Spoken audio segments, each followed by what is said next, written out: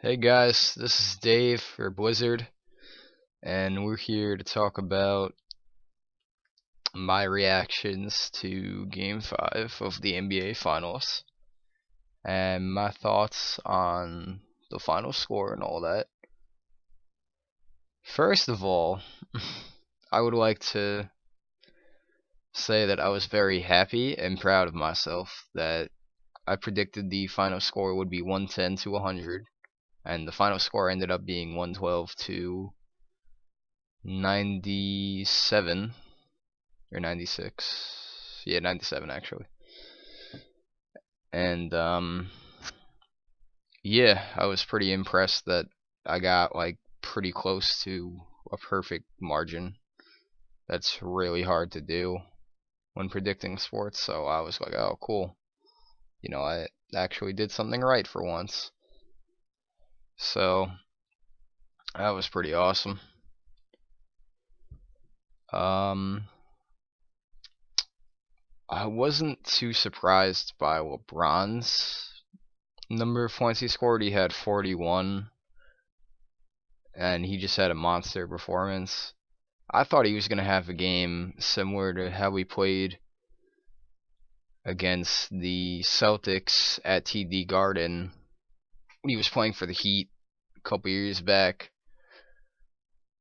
when he just played with his back against the wall and had a ridiculous stat line. I thought it was going to be a game similar to that, because if he lost last night, all the criticism would have been put on him, whether that's fair or not. That's how people have been treating LeBron for years now, his entire career, honestly. So I wasn't too surprised that he came out and just had a dominating performance. I was more so surprised that Kyrie Irving also had a dominating performance. I was like, wait, what the hell? Like, my man Kyrie isn't like, he's good, but he's not like, I never thought he would be that dominant. Like, I was just so impressed with that stat line he had. And they both shot fairly well. LeBron, I believe, was 16 for 30, something around there. And yeah, the team shot very well. They shot like 54% from the field, so that's really good for the entire game, by the way. And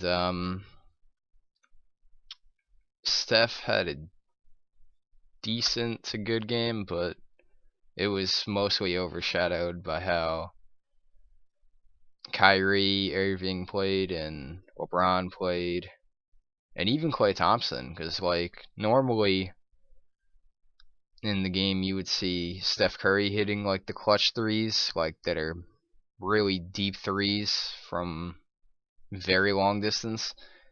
And Klay Thompson was actually taking and making most of those shots. It was really impressive to see him do that. And to be honest, I feel like he's had a bit better of a series than Steph has. But a lot of the Cleveland Cavaliers' production offensively, I think, had a lot to do with Draymond Green being out. So I don't see them shooting 54% from the field again. They might have another good night, but I don't think it'll be that good, where you have two players on the same team scoring 41 points each, because that's just ridiculous. The last time that happened was when Allen Iverson was still playing. So yeah.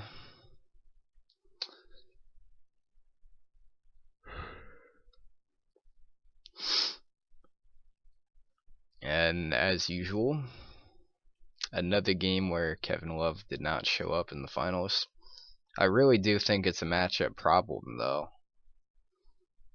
But it also might be psychological, like he's not playing mentally as big as he should be. I don't really know. one report said that he lost like 20 pounds since his days from Minnesota.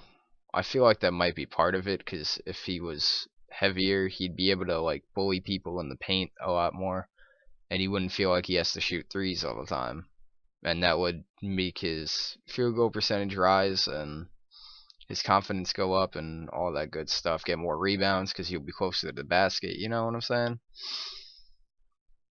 Get some more passes out there because you'll be in the post, so you have easy post passes to, LeBron and Kyrie and anyone really who's rolling to the basket other than him. So definitely, I think Golden State's defense will be a lot better with Draymond Green back. But you never know, they could have another bad outing defensively.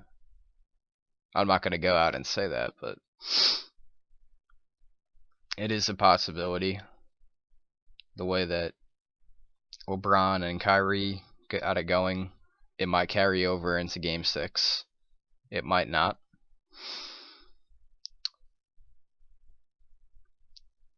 Mostly, though, I think Steph Curry definitely needs to play better still. But it'll definitely help that Draymond Green will be back, so it'll take a little bit of the pressure off of him. But still, he's supposed to be the unanimous MVP. He's supposed to be the heart and soul and the leader of this team. And honestly, the heart and soul of this team is more so Draymond Green than Steph Curry. I just don't see Steph Curry as vocal a leader and as good a leader as say LeBron is for the Cavs. But he definitely needs to step up and be that sort of leader, because that was a big blow to lose Game 5 at home with a chance to close out the series. It's going to psychologically be a big blow to the Warriors, and they need to overcome that. So whatever Steph Curry needs to do and Steve Kerr needs to do, they better do that, so then they could come out with a lot of energy and not take a blow psychologically and still feel like they can close out the series. Because if they have even a little bit of an ounce of doubt, it's going to creep up into the entire game, and it would definitely play a part in the game. And of course, once the Cavaliers would see anything of that sort, they would go after them even harder and more physical and want the championship even more, and then just have a massive game. That's just how it is. Like, as soon as you see the other team starting to be doubtful of themselves or not play as hard, then that's when the other team usually just takes over the game. So they can't come out with that sort of energy. They need to come out with a lot of energy, despite being a little bit discouraged by losing Game 5. And hopefully having Draymond Green back will give them that confidence booster, because they definitely do feel like if they had him for Game 5, they would have won. So, yeah. I'm just happy it was a good, well-fought game. And it wasn't exactly a blowout. It was fairly close-ish. I mean, 15-point game is a lot better than a 30-point game when the Cavs won 120-90. So I'm just hoping for good basketball, and hope you guys enjoyed this video. I'll see you in the next one. Bye.